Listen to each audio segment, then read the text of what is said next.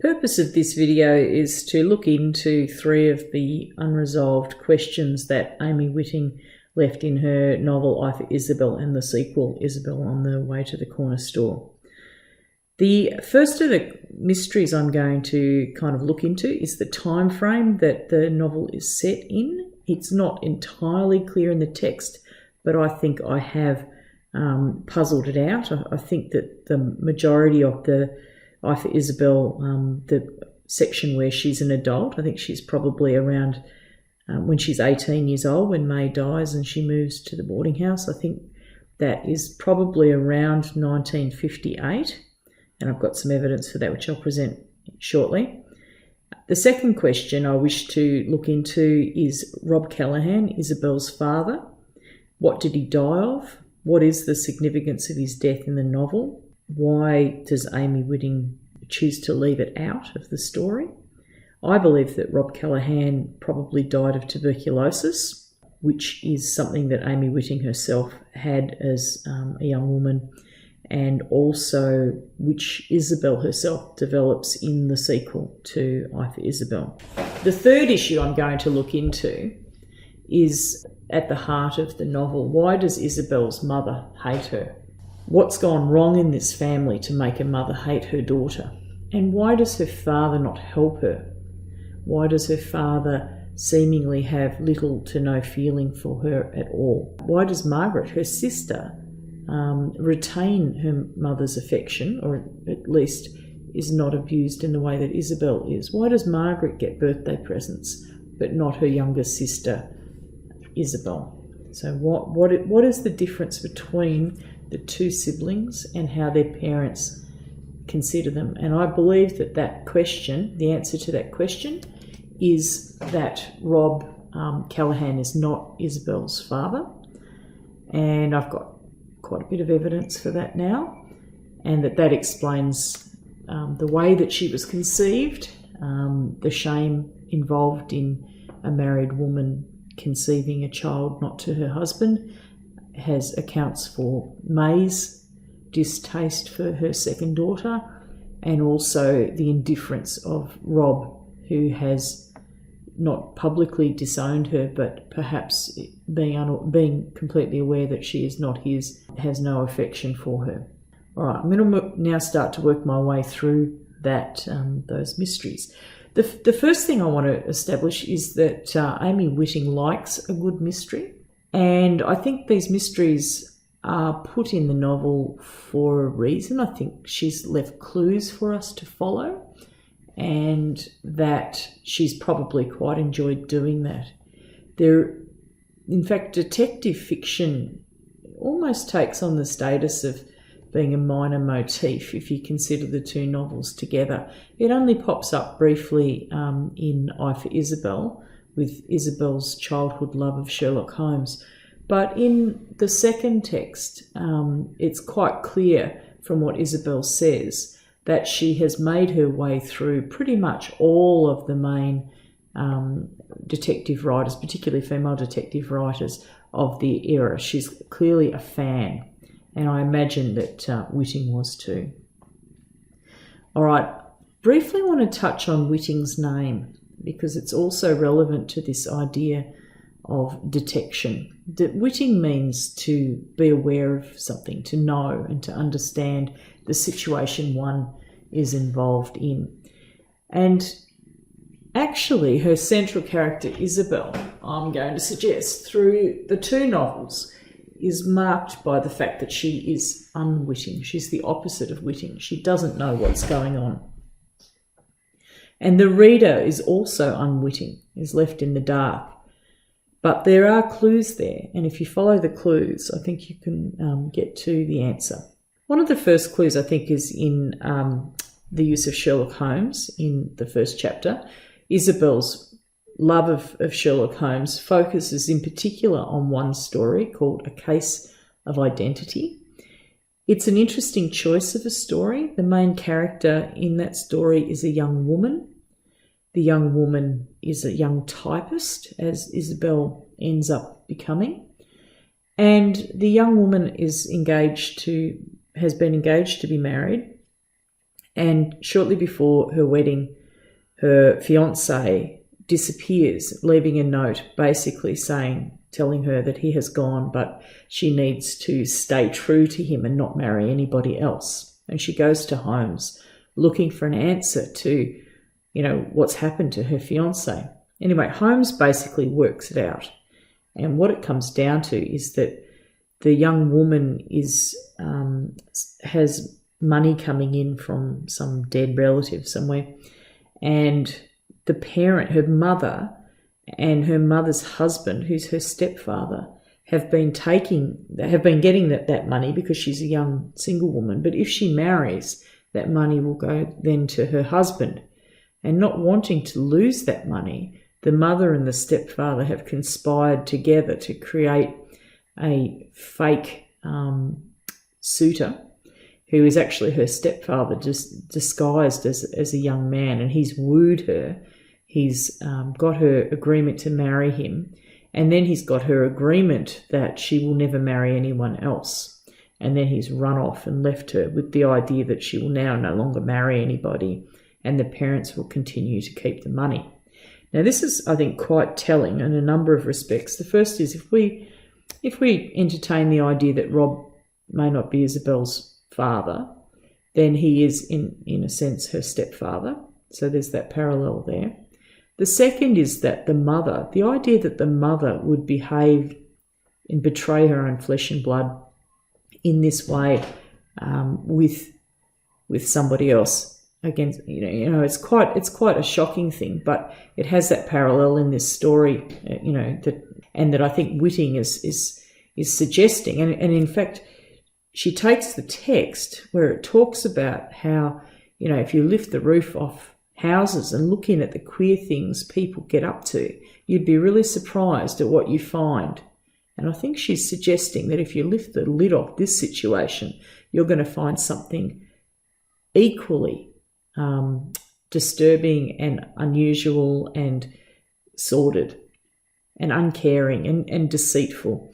And in fact, at the end of the novel, Isobel says about both her parents, cruel, deceiving bastards, which is what the parents are in this story, A Case of Identity.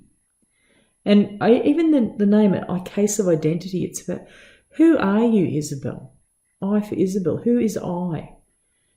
Who are you? Are you Rob's daughter, or are you not Rob's daughter? Is Rob your father, or is he your stepfather? What is your identity? What are the relationships between all of these people? And the idea that they can be obscured. And I think it's a kind of an irony. Whitting's put this in as a kind of an irony, a black irony, a sad irony, that it's right in front of Isobel, what's going on, but she cannot see it. It's plainly there, but she remains unwitting. And interestingly, in the story A Case of Identity, the young woman in that story also remains unwitting, because even though Sherlock Holmes gets to the bottom of the mystery and he works her parents out, he doesn't actually tell the young woman what's happened. He invites the stepfather to his rooms where he whips him with a whip and tells him to clear out, but he doesn't actually tell the young woman what's happened to her, what her parents have done to her. And Isobel, in a way, has been kind of left in that situation, that she's dealing with the repercussions of all of the things that have happened to her, but she doesn't know what's happened to her. She remains unwitting. And we know that being witting and understanding is something that Amy Whitting thinks is extremely important. She chose the name, and Joan Fraser, the real Amy Whitting, said that she, when she chose the name, that being witting to her is of vital importance. In the second novel, the lack of understanding for Isobel continues through the whole novel, and it becomes almost bizarre. To me, once I stumbled upon this potential solution, the clues seem to be strewn all over the place, and yet Isobel blunders through them all, not seeing them. She remains essentially clueless as to why her mother hates her so much. Says to her friend when she is able to confide in her about her childhood, she describes a horrific incident when she's around 2 years of age, where her mother flushes her head down a toilet. It's an awful, awful moment. And the age of the child too, it just makes you as the reader realised that how far back this abuse has gone and how deep the hatred of the mother and the wish to flush her away, to get rid of her, to potentially to murder her if she thought she could. Really, it's real hatred to get rid of her. It goes back to those early years of her childhood. But Isobel's response to the question as to why her mother didn't like her was that, perhaps she'd been hoping to have a boy instead. That to me is plainly ridiculous. It's put there, I think, deliberately by Whitting for us to see through this and see that this is not a potential reason why a mother would hate a child at all. Most of the novel takes place in a TB sanatorium, a large hospital. When you got TB in this period of time, often you went into hospital for a very long time, months and sometimes years, and were separated obviously from family. And there are, amongst a fairly small number of characters, there are at least two examples. There are two examples of extramarital affairs occurring. In one case, there's Janet, who's in the hospital with her child. Again, there's that other link of parent and child, the way that this disease could be transmitted in families. It's an infectious disease. So Janet and her child are in the hospital, and her husband is not. He's on the outside. But the patients work out that he's actually begun having an affair with, in this case, one of the nurses in the hospital, and that's how they've worked it out. In another case, one of her roommate, Val, her husband comes to visit every Sunday, and he's very, very kind, but he always arrives with the young, pretty daughter of the neighbours next door. And Isobel realises that whether or not they're actually having a sexual relationship, they are very intimately connected with each other. So that clue there is too. What if somebody is in hospital for a while, for a long time? What is going on the outside? The first time I thought about this, I actually thought, Isobel was probably born during World War II. Potentially Rob was away at the war. Soldiers were away for years on end. And what do you do if you manage to get pregnant while your husband's been out of the country for more than 9 months? Well, you can't really explain yourself, can you? But Rob wasn't in the army. If he was in the army, there would be some talk of that, I'm sure.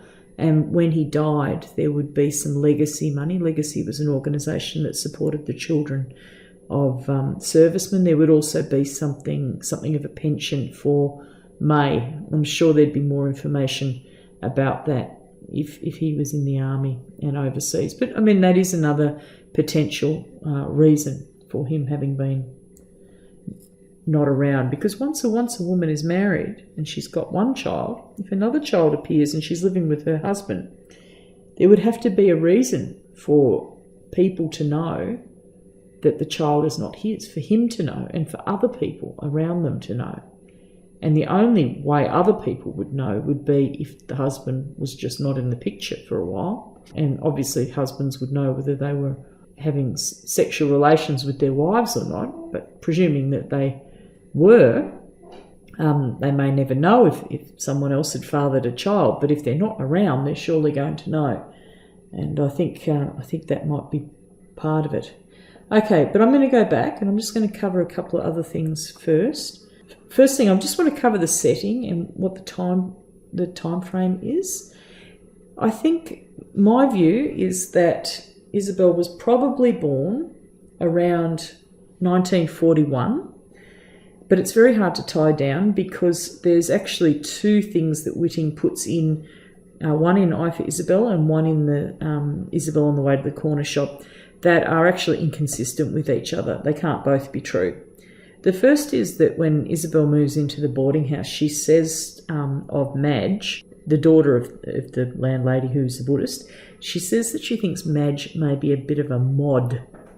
Now, having looked up the word mod, it's part of a 60s counterculture, began in the late 50s, but the evidence that I've read seems to suggest that word, at a very minimum, didn't really start appearing till 1959, and that given that Isobel was fairly sheltered, I would have thought she probably would not have heard that word until the 60s. You know, that suggests that she's 18 in around 1960 or 61 or 1962. However, in Isobel on the Way to the Corner Store, very early on in the novel, she goes into Sydney and goes window shopping, and then she comes out and gets on a tram. Now, trams stopped running in Sydney in 1961, early in 1961, so that had to be at least 1960 or even earlier. And she says she caught the tram in King Street, and they stopped running, from what I can tell, in 1957. Now, obviously, this is not a historical text. It's a novel, and the author's allowed to do whatever she likes. But if we're trying to track a time frame, it's a little bit rubbery in there, and it is actually inconsistent. There's a couple of other things that make me think it's I mean, it could always be earlier, or it couldn't be earlier because of the mods, but there's a couple of other things that make me think it's not earlier. Frank the Communist. Now, his boss doesn't particularly like him talking communism to the other workers, but he's seems to be well tolerated there and liked. Now, communism in 1951, the Australian government tried to ban, and that was the height of the Cold War, you know, better dead than red.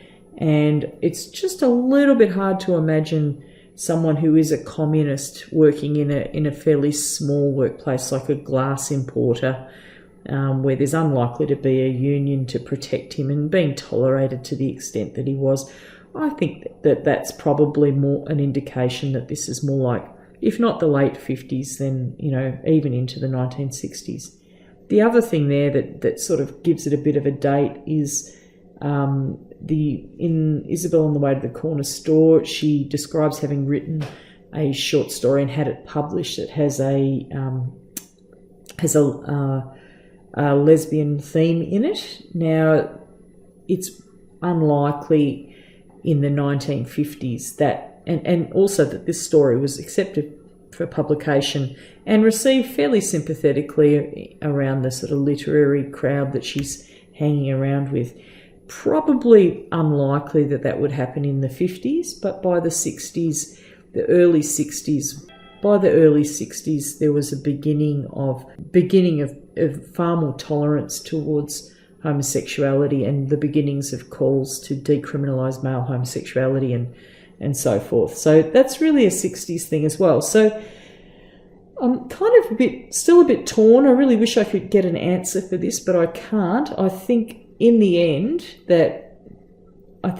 probably around that 1960 mark is what we're looking at, and maybe for the second novel going into the 1960s, with the tram reference being perhaps a little bit mistaken. Also, there's also the sleeping around that goes on quite openly in Kate's party as well in I for Isobel. That doesn't feel right for the 50s either. That feels to be more like a 60s thing as well, early 60s. But, you know, I could be wrong. Anyway, so that's that one. I mean, I've had enough to say on the one that I can't get to the bottom of. All right, now just running through some of the information on Rob and my evidence for him having tuberculosis. The first is just to say what it was. It's a contagious disease. It infects the lungs. It has a long historical significance. It used to be called consumption. People used to die from it all the time. It was the leading cause of death in women in the first part of the 20th century, and the second most leading cause of death in men. So it was people. Lots of people had it. It did decline over the 20th century. So less and less people caught it all the time, you know. But in the 40s and 50s, it was still very, very, very widespread. Yeah, very, very, very, very widespread. And there were major public health campaigns around it. People were being urged to get chest x-rays done every 1 to 2 years to check to see whether they had it. There was quite a bit of fear about it because it was infectious. There was a stigma associated with it because people who had it were seen as being a bit like lepers, that they could give it to somebody else. It also had an association with poverty and with uncleanliness, partly because not everybody who gets the disease actually develops it, and often it's the people whose immune systems are compromised in one way or another who end up getting active tuberculosis. So they may be alcoholics or homeless or sick or sick in some other way. Yeah, so it has that sort of stigma associated with it. And this stigma meant that it might be something that people kept hidden and didn't want other people to know about. It may account for some of the silences in the family, the fact that what he's died of isn't mentioned. Perhaps it's something that they would rather other people didn't know, partly because it's contagious as well. And if he's died of it and they've been living with him, potentially they're also carriers of the illness. And when Isobel goes into hospital, she does make some comments about herself and how she feels once she's gone into hospital about. And when she's first diagnosed, she describes herself as a toxic, undesirable parcel and says that she had become a social pariah because of it. So that social stigma associated with it definitely can lead to silences. The treatment for it also involved people being taken out of the, forcibly at first, taken out of the family and put in what they called sanatoriums, which were hospitals where just people with TB went, and they would be there for months and years, and they would receive some treatment for it and also just be looked after. Had a fairly significant mortality rate, but people did also recover from it. This clearly also involved, long separations from families. People could also be at home and have a, chronic infection that they managed over periods of time. All right, some evidence that Rob had it. Well, apart from statistically, if you're going to die as a young man in the 1940s, statistically there's a good chance it would have been tuberculosis because it was one of the leading causes of death. It's also, in the text, he's also described twice as being pale. In one case, she calls him her pale father. Another time, her mother is pale, even paler than her father normally is. There's the fact that the family's poverty-stricken, while it has a breadwinner, suggests that he isn't working or isn't working regularly, and that potentially could be to do with chronic illness. It's unlikely to be to do with, there's no suggestion he's an alcoholic or anything like that. There is a comment when May and Nolene are discussing Rob's death later in the novel. A comment is made about a doctor having made a recommendation that he go and get a change of air somewhere, go on holiday somewhere. That is a very, very common piece of medical advice given to people with tuberculosis. It's just so common that you would have heard it just about any historical novel you've ever read. You'll have somebody with consumption who's being told to go to a different climate to get some different air. And if you Google images of sanatoriums, you'll see many, many photos of patients being sometimes in their hundreds, being taken outside in their beds to get some air, get some fresh air. There's also the comment of Nolene saying she did not know how sick he was and hadn't been told. To me, that suggests that he had a long-term illness that she was aware of, but that when it flared up, she hadn't been told. Also, evidence that he had it was that Isobel went on to develop it, and potentially caught it from him. It does have a 2 to 7 year period that it can take before it develops. So she could have got it as a child from him, and it developed later on. She herself in the second novel is very short of money and isn't eating. In fact, she's clearly malnourished and starving, and that's when she comes down with active tuberculosis, which is understandable. Interestingly, Whitting's own father died when she was only 18 and he was a young man, aged 47. I don't know what he died from. So I'm sure somebody does, but it was that would have been 1936. That would have been one of the major causes of death for men in his age group in that period. So potentially Whitting's father had it too, although I'd hate to be sued for saying that. I don't know. I'm just guessing. So I think there's quite a bit of evidence that he had it, and there's certainly no evidence for any other cause of death, and that seems to be entirely consistent for me. Okay, now getting on to my theory of why Isobel's mother hated her, and why her father didn't look after her.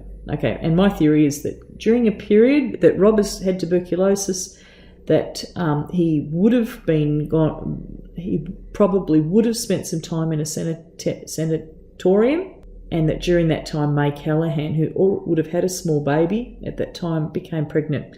How she became pregnant, who knows? Could have been an affair. It could just as equally have been through some form of unwanted, some sort of sexual assault.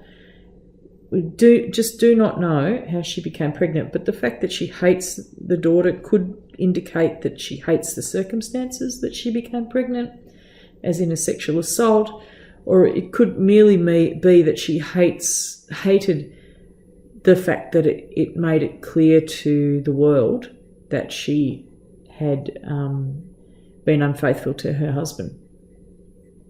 All right, so what are some of the clues in the text to this? The first clue is, in my mind, it's Whitting calling the first chapter the birthday present and focusing on the fact that Isobel's birthday isn't celebrated by either of her parents. What is a birthday? It's a celebration of a child's arrival in the world. Why would you choose not to celebrate the arrival of a child? Well, if the child was very much unwanted and brought shame and so forth. So potentially that itself is evidence that the birthday is not celebrated, and that each year when it comes around, Margaret's birthday may be a black day for Isobel, but Isabel's birthday is quite possibly a black day for her parents, where they are reminded of something that they'd rather not be reminded of. Now, Isobel, it's a secret. She's not meant to tell anyone, but she does. She tells Caroline. And Caroline says, birthdays aren't secrets, not ever. And Isobel says, oh, yes, they are. Sometimes they are. And she says, sometimes their babies are born when they're not meant to be. And that's true. Sometimes babies are born when they're not meant to be, usually because the mother's not married. In this case, the mother was married, so the solution needs to lie somewhere else. And in my hypothesis, that's because the father is out of the picture and cannot be the father. He's either in a sanatorium, he's in prison, or he's perhaps in the army or the auxiliary forces somewhere nowhere close to home. I think, again, I'll just mention again, Isobel's memory of her mother flushing her head down the toilet, H2, is a big signal that this goes right back. It's got nothing to do with her personality. This goes back to birth. It's suggested also, I think, through Mrs. Prendergast's story about the baby in the tray. In that story, Mrs. Prendergast describes a mother who is suffering some kind of postnatal depression and puts her baby in an oven tray and is going to put it in the oven. But that baby is saved by its father. And I'll come back to the father thing again in a second. But she makes it clear also that woman recovers from that episode and goes on to have a loving relationship with that child. And I think that example's placed there because that's not what's happened with May.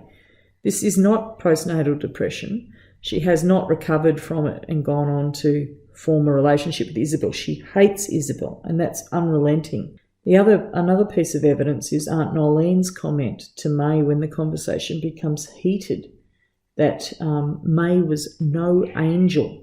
So Aunt Nolene makes the comment that May was no angel. When we say a woman is no angel, they mean that they've been bad somehow. And bad in these days usually meant, breaking the moral code of the time. May challenges Nolene to say it, spit it out, say it. but Nolene won't. She keeps her silent. She feels she cannot say it. And the two girls are present. And then she puts the money down on the table and she says, for the girls. To me, it seems clear that the silence, she can't break the silence because of the girls. The secret needs to be kept for them, not for May. And I mentioned earlier the evidence that's in Isobel on the Way to the Corner Store about the difficulties that marriages have when one partner is in a sanatorium and the other's on the outside, the two affairs that are subtly discussed in that novel.